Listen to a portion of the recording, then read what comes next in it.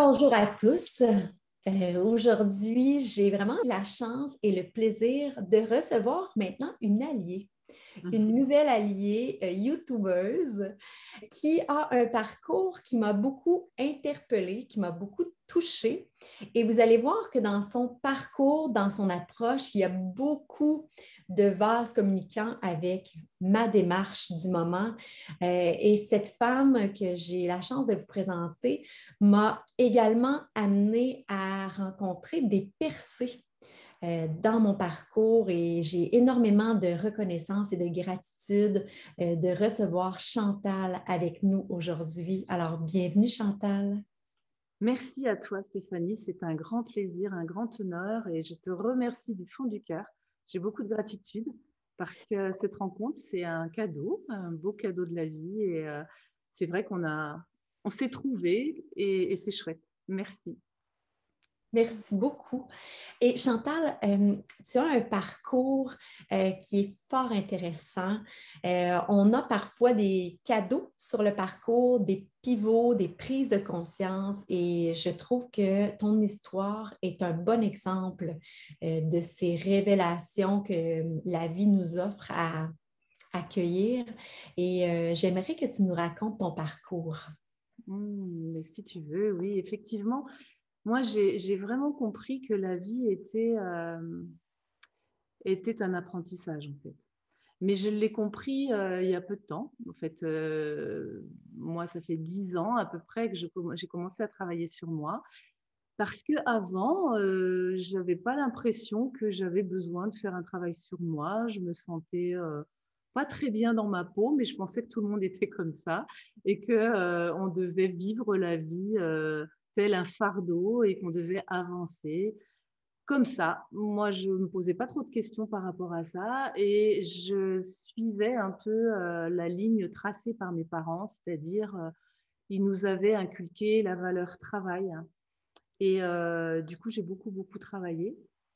Et on va dire que je passais ma vie entre mon travail, mes enfants, et puis ma vie de femme, mais très peu de loisirs et très peu de, comment dire, de créativité. Et je disais toujours, bon, moi, je suis pas du tout créative, en fait. Et je pense que je me suis trompée, mais on ne m'a pas inculqué ça, on n'a pas éduqué ça en moi, puisque mes parents travaillaient dans une ferme. Et donc, du coup, quand je lisais, parce que j'adorais lire, c'était une perte de temps. Et puis, bah, je n'avais pas vraiment de facilité pour la musique, donc je ne me suis pas intéressée, parce que la musique, ça, ils aimaient bien. Mais l'écriture, le dessin, c'était pas quelque chose qui était bah, valeureux, quoi. Ça, on perdait pas de temps à faire ces choses-là. Donc en fait, bah, je me suis formatée. Je crois que petite, d'abord je suis arrivée quatrième d'une fratrie de quatre, et puis ma maman, elle a eu quatre enfants en 4 ans. Donc comme j'étais la dernière, je pense qu'elle saturait un peu. Et elle a caché sa grossesse, elle n'en voulait plus. Donc, j'ai dû ressentir tout ça. Après, elle m'a confié qu'effectivement, elle a beaucoup pleuré pendant sa grossesse. Elle l'a caché jusqu'à la fin. Donc, j'ai dû ressentir ça. Donc, cette blessure du rejet a été très, très, très prégnante en moi. Je me sentais pas aimable. Donc, je me mettais en retrait tout le temps. J'avais peu d'amis. J'étais une enfant très calme, très studieuse. En fait, je voulais répondre vraiment aux attentes de. Je voulais bien faire tout le temps et je me suis complètement oubliée. Et donc, du coup, j'ai grandi comme ça jusqu'à l'adolescence où là, ça a été pour moi très, très dur parce que je me suis rendu compte que bah, j'aimais pas la vie, quoi, en fait. J'avais pas envie d'être là parce que c'était dur. Je trouvais que la vie était un vrai combat, alors que mes parents étaient gentils, ils avaient plein d'amour pour moi, mais je me sentais pas heureuse, je trouvais pas ma place. J'avais l'impression que bah, personne ne pouvait m'aimer, quoi, en fait. Donc, l'adolescence, c'était très, très difficile pour moi. Et puis, chemin faisant, j'ai découvert, quand j'ai commencé à travailler, que finalement, tout le monde était un petit peu heureux. Dans un service médical et j'étais à l'accueil. Et j'ai découvert que mon sourire, mon empathie faisait que les gens se sentaient bien. Et donc, du coup, j'ai trouvé un peu un sens à ma vie en me disant, ah, je peux aider les autres à se sentir mieux. Donc, ça a été un petit peu révélateur pour moi pour me sentir mieux. Et là, du coup, j'ai voulu ne plus voir tout ce côté sombre de la vie que j'avais l'impression qu'était avant. Et je me suis dit, je vais regarder que le côté soleil. Donc, j'ai vraiment fait comme si tout allait bien, la pensée positive à outrance. Et ça m'a rattrapée forcément, arrivé à un moment où je me suis sentie vraiment très mal jusqu'au burn-out. Donc là, j'ai dû faire une introspection parce que du coup, je m'épuisais, j'avais tellement peur de me tromper, j'avais toujours peur de mal faire, j'avais toujours peur de déplaire, de faire du mal aux autres. Donc j'étais complètement tournée vers l'autre. Et puis je m'oubliais, mais je ne savais pas que je m'oubliais parce que je ne savais pas qu'on pouvait faire autrement en fait. Chantal, dans cet espace-là d'intériorisation où tu prends nouvellement goût à la rencontre avec toi-même, pourrais-tu me dire quels sont les schémas répétitifs que tu observes, les croyances limitantes et comment tu les transcendes surtout? En fait, mon chemin, donc du coup, comme je disais, j'ai voulu voir la vie plus légèrement. Donc, j'ai rencontré mon mari, j'ai eu mes enfants, j'ai travaillé dur en pensant que c'était ça la vie, mais je vivais vraiment la vie comme un combat, en fait. C'était dur et il fallait y aller, quoi. On n'avait pas le choix, ça ne devait pas être facile. Dès que c'était facile, c'était que c'était pas valeureux, en fait. C'était ça dans ma croyance. Si c'est facile, il n'y a pas de valeur. Donc, du coup, je me suis mise à... Et j'ai beaucoup évolué dans mon travail. Hein. Je suis devenue responsable. J'étais manager de 75 personnes. Enfin, il y avait vraiment des responsabilités lourdes sur le dos. Et en même temps, il y avait un côté de moi qui était très satisfait de ça, puisque je me sentais reconnue, valeureuse. Donc ça, il y avait un côté de moi qui était fort satisfait. Et puis l'autre qui commençait à dire mais j'en peux plus, je ne vais pas pouvoir tenir comme ça toute ma vie. Et effectivement, je me suis fatiguée petit à petit et comme je te disais, jusqu'au burn-out. Donc, les schémas répétitifs que j'ai rencontrés, c'était vraiment m'épuiser au travail, quoi. M'épuiser au travail. Donc, j'ai fait ce burn-out, j'ai pu avoir une rupture conventionnelle. En France, ça s'appelle comme ça, c'est-à-dire que d'un commun accord, l'employeur dit « Ok, vous vous en allez » et moi, je pars. Donc, j'ai pu avoir droit à un départ, à une prime de départ. Après, j'ai eu le chômage, etc. Donc là, ça m'a permis de me poser et de faire un bilan de compétences pour me réorienter. Et je pensais faire, je me suis inscrite à une formation de formateur professionnel d'adultes. Et là, lorsqu'on a eu une réunion, ils nous ont conseillé de faire un suivi psychologique parce qu'on allait accompagner des gens et qu'on avait besoin d'être au clair avec soi-même. Ça m'a chamboulée. Je me suis dit, ah bon ? Ok, parce que moi, une fois que j'avais quitté mon boulot, je croyais que tout allait bien, quoi. Je me remettais pas trop en question. Et en fait, mon mari, qui était souvent, on va dire qu'il avait énormément de problèmes de santé, il était un peu hypocondriaque, on va dire. Donc, quand ça n'allait pas entre nous, pour moi, c'était lui qui avait un problème. Moi, j'avais l'impression de réussir à l'apaiser, d'être là pour lui, d'être à son écoute, etc. Mais j'avais l'impression, moi, que tout allait bien chez moi. Et quand mon travail, ça n'allait plus, c'était pas moi qui allait mal, c'est mon travail, c'est les gens qui m'en mettaient trop sur le dos, que je me suis pas vraiment remise en question à ce moment-là.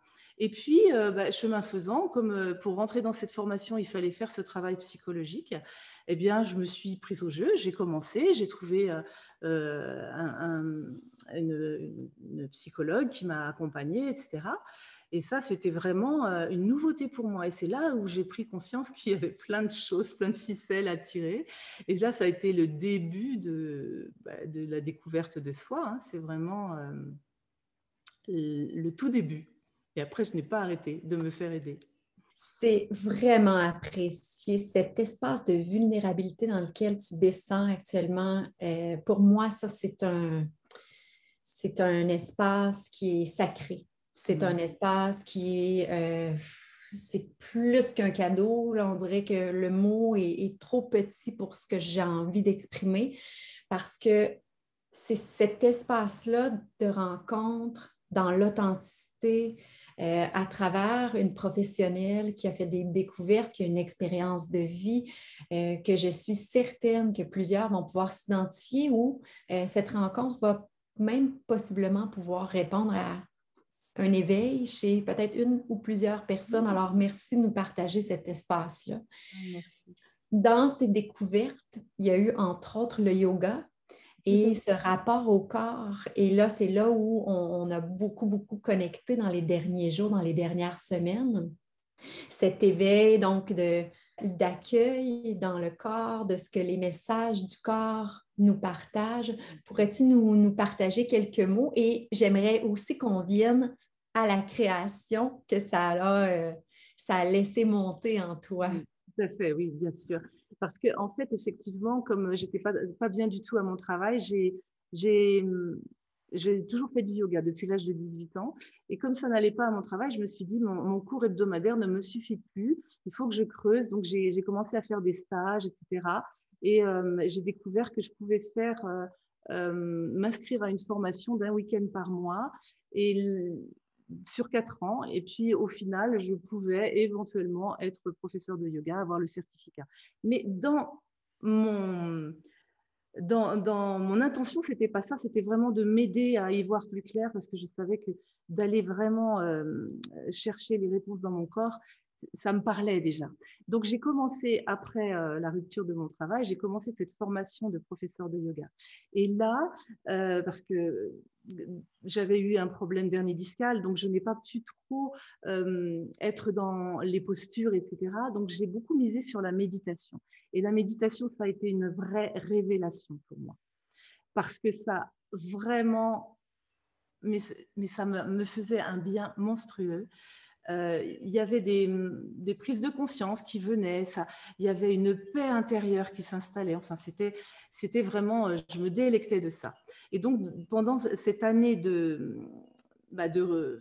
où là, j'ai pu me poser puisque je n'avais plus de travail et que je me cherchais un peu, j'ai fait mon bilan de compétences, etc. Et mon mari est tombé malade. Et mon mari est décédé 11 mois après ma rupture de travail. Donc, je me suis retrouvée sans travail, sans mari. Et j'aurais pu m'écrouler puisque je me disais, mais là, je n'ai plus... Enfin, ça ne peut pas être pire pour moi.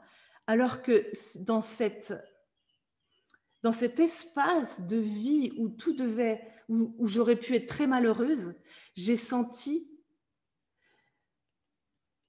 une connexion quand mon mari est décédé, une connexion à cet amour qu'on se portait, mais ça a été un truc de... C'est là où j'ai connecté cette vie spirituelle que finalement, on ne nous en parle pas.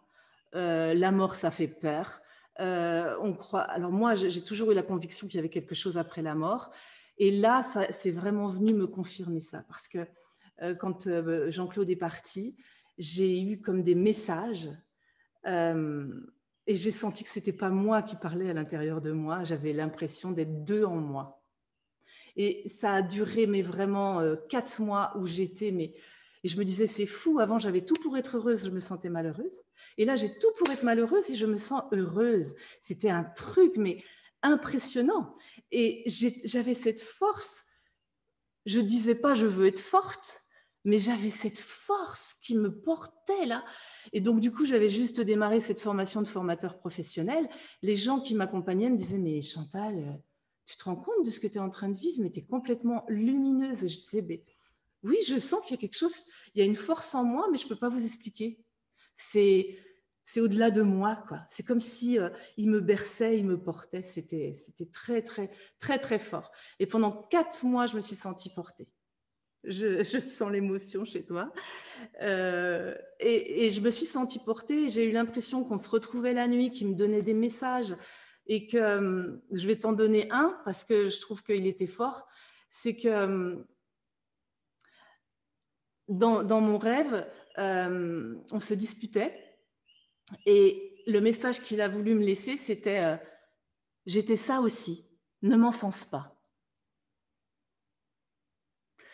Un jour aussi, il était très affaibli, très malade parce il avait eu une leucémie en fait, donc son corps s'affaiblissait énormément, il souffrait énormément. Et dans mon rêve, je dis rêve, mais c'est pas des rêves. Hein, j'ai pas l'impression que c'est pas comme un rêve, tu le vis vraiment quoi. Et son corps était très affaibli et il me dit, tu vois, j'ai voulu nous éviter ça. Des messages comme ça, c'était d'une force. Mais j'ai trouvé ça merveilleux, tu vois, j'avais cette connexion avec autre chose qui était très forte. Ça a duré 4 mois où je me sentais légère, portée. Je me disais, mais en fait, je me suis trompée. Mais la vie, c'est pas un combat, mais il faut se laisser porter. Et là, je me laissais porter et tout venait à moi, en fait. Ah, j'ai dit, mais j'ai l'impression que je comprends quelque chose. La vie, c'est pas un combat. Ok. Donc, il faut que je réajuste ça. Jusqu'au jour où j'ai rencontré un homme, et là, ça a été le coup de foudre. 4 mois, jour pour jour, après l'enterrement de Jean-Claude, je rencontre cet homme, mais je sens qu'il y a quelque chose de très fort. Et 15 jours avant, j'avais fait donc un rêve où j'avais compris, je vais devoir passer à autre chose, je vais passer la main. Mais je n'avais pas compris ce que ça voulait dire. Et après, j'avais plus de rêves. Donc, j'attendais mes rêves parce que j'aimais bien me retrouver avec lui. J'avais plus de rêves et je rencontre cet homme. Ça a été vraiment un véritable coup de foudre.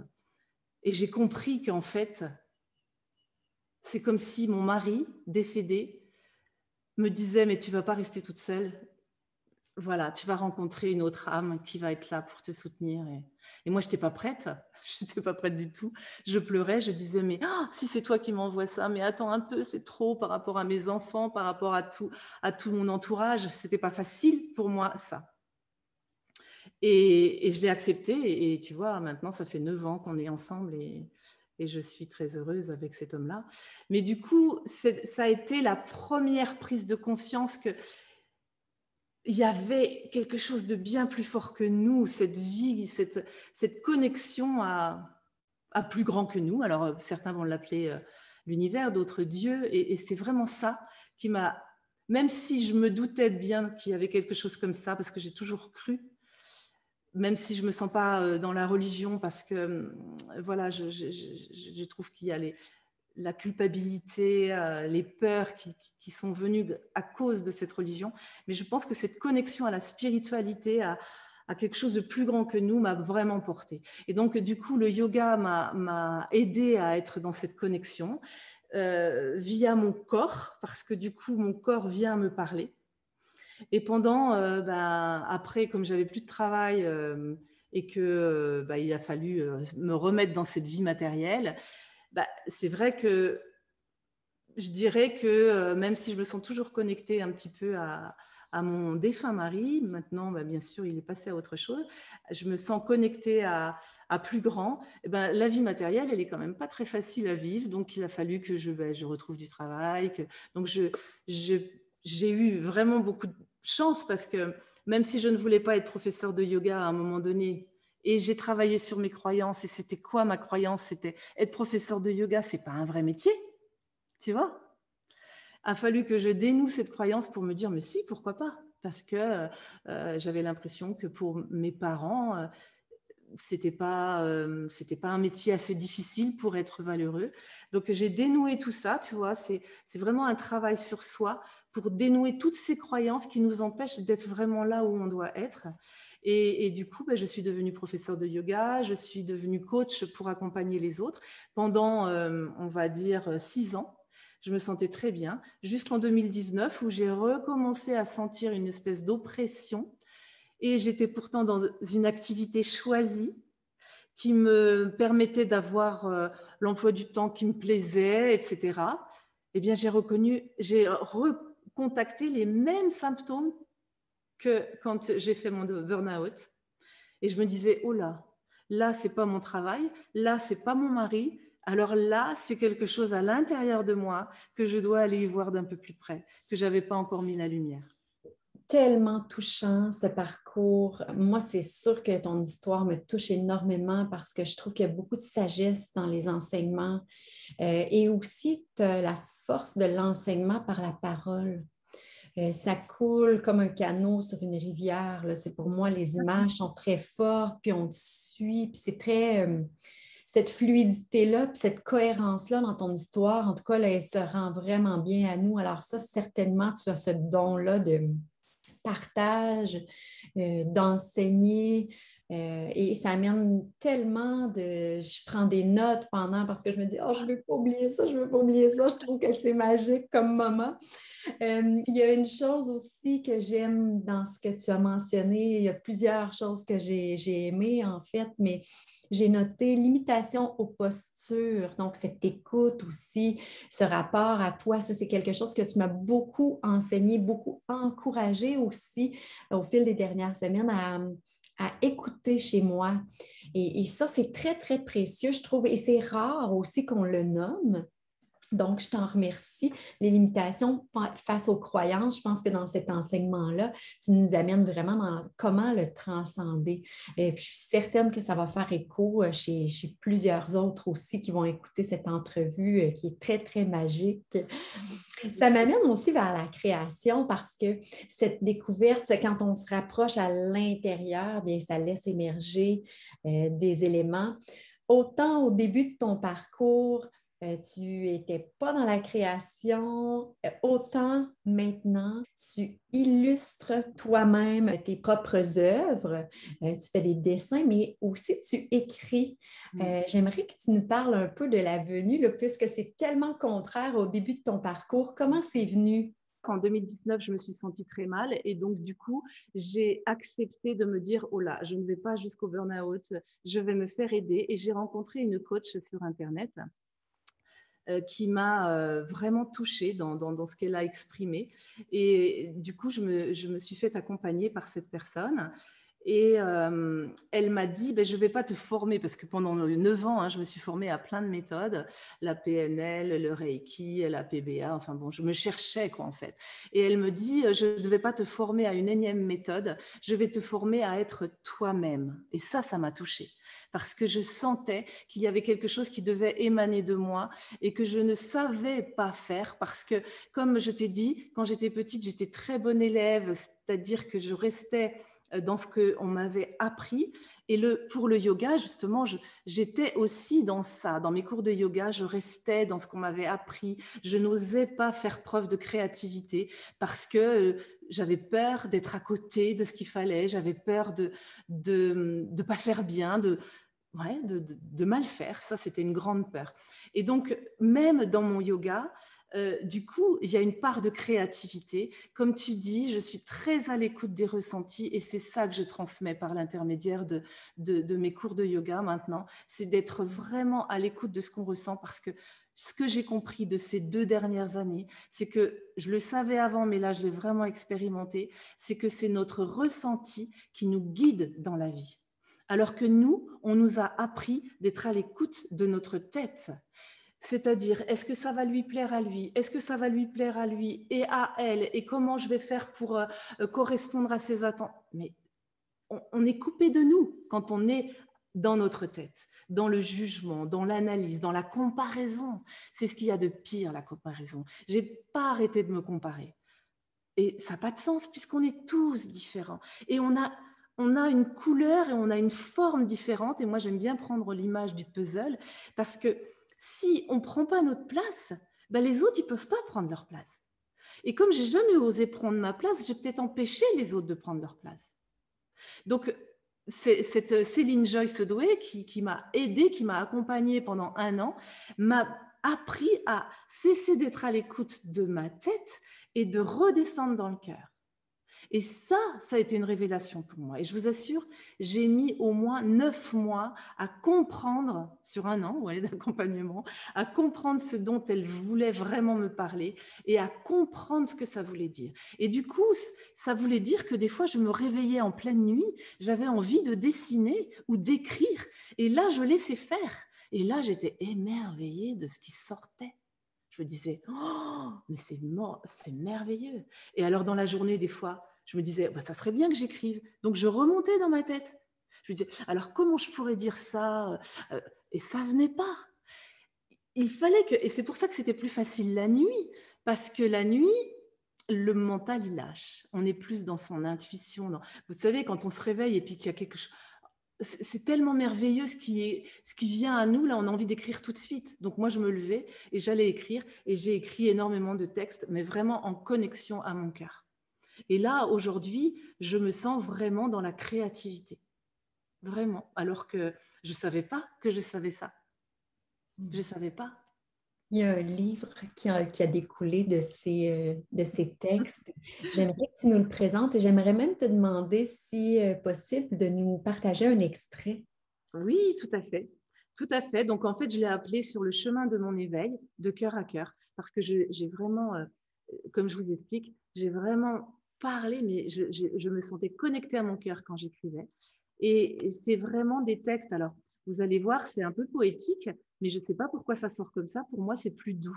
Donc, j'ai envie de lire un texte. D'ailleurs, je crois qu'il va peut-être te parler parce que c'est ce que tu m'as parlé tout à l'heure. Écoutez votre corps. J'ai ce message à vous délivrer, vous qui me lisez ou qui m'écoutez. Je dois vous sensibiliser à l'urgence de vous écouter, car je crois que c'est la clé à tous les maux de notre société. Vous qui êtes si sollicités, vous qui priorisez votre travail, votre business, vous qui œuvrez sans cesse, vous qui subissez le stress, qui ne connaissez pas la paresse. Apprenez, avant toute autre chose, à équilibrer action et pause pour éviter la surdose, la névrose et peut-être même la psychose.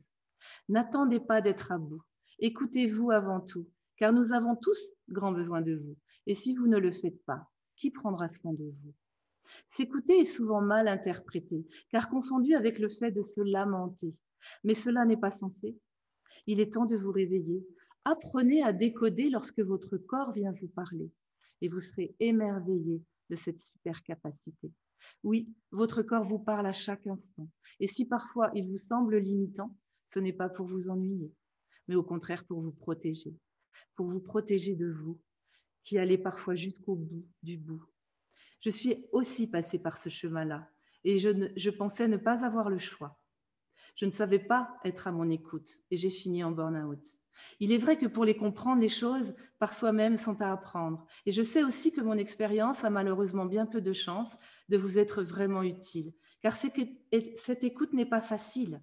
Tant que nous sommes sur le fil, on se sent actif et utile, et tant que l'on se sent motivé, on compte bien y rester, sans crainte de tomber. C'est excitant, c'est palpitant, parfois déroutant, mais toujours challengeant. Mais c'est un conseil d'ami, n'oubliez jamais ceci. Quoi que vous lui fassiez subir, votre corps saura toujours réagir. Si vous ne lui portez aucune attention, il vous mettra la pression. Si vous en prenez grand soin, il vous le rendra bien. Retour à la sagesse du corps, à cet enseignant merveilleux. C'est un souhait qu'on partage toutes les deux, de lui laisser de plus en plus de place, de l'accueillir, de remettre l'écoute finalement parce qu'il a toujours été là pour nous.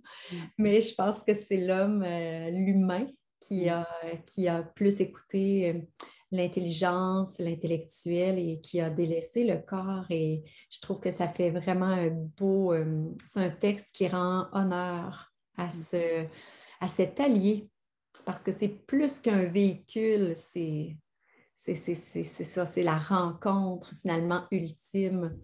Alors, merci Chantal. Je vais placer sous la vidéo, dans la description, le lien pour vraiment découvrir Sur le chemin de mon éveil par Chantal Blanchouin. Et du coup, vous pouvez le trouver donc, sur mon site, on mettra le lien. Le lien, il est en lien avec la plateforme Bookelis sur lequel je l'ai auto-édité et vous pouvez vous le procurer de cette façon. Et l'idée, c'est que j'ai écrit 52 textes. Donc, vous pouvez, un par semaine, vous laisser méditer ce texte. Vous pouvez aussi m'écouter puisque j'ai mis un QR code en début de livre pour que vous puissiez y avoir accès sur mon site où je me suis enregistrée. Si vous préférez m'écouter que de lire, certaines personnes n'aiment pas trop lire.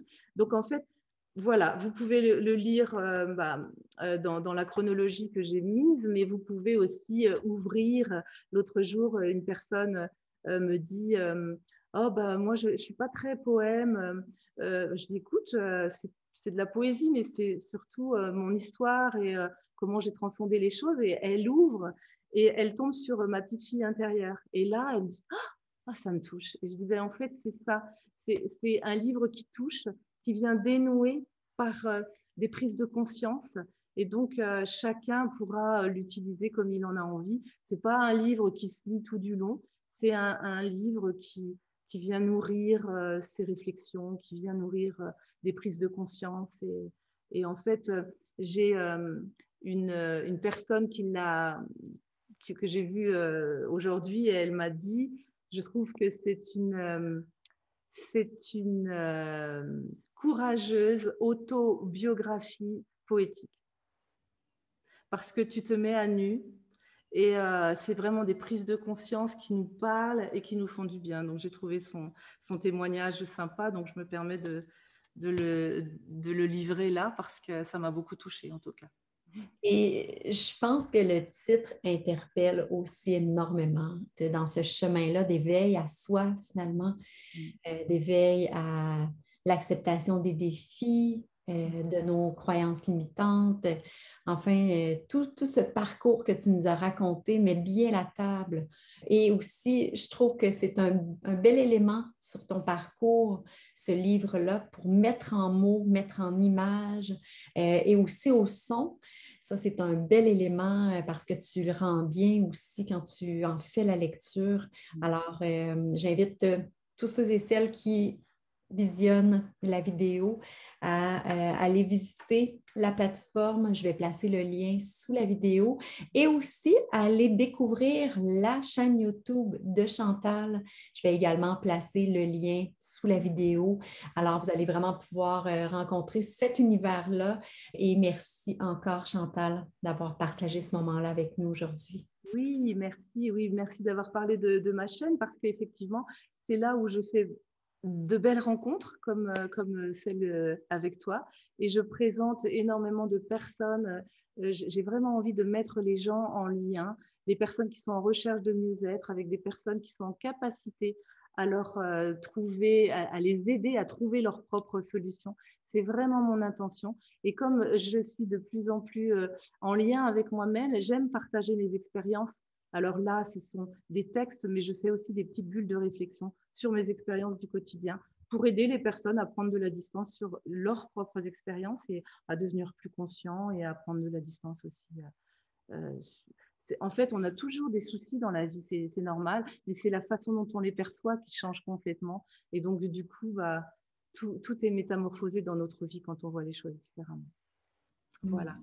Exact. Et ça accompagne vraiment bien, je trouve, en continu parce que effectivement, c'est pas quelque chose qu'on découvre, tu l'as bien mentionné tantôt, et après, c'est terminé. C'est quelque chose qui continue à se déployer, nous permettre finalement d'aller une porte qui ouvre sur une autre, hop, qui fait la lumière sur un autre blocage. Donc, pour ouvrir sur un déblocage. Alors, je trouve que tu es vraiment un exemple inspirant de ça. J'espère que notre collaboration va voir une suite. J'aime vraiment les enseignements que tu nous apportes. Alors, merci. Très bien. Merci beaucoup. Merci à toi en tout cas. Et merci à tous. À bientôt.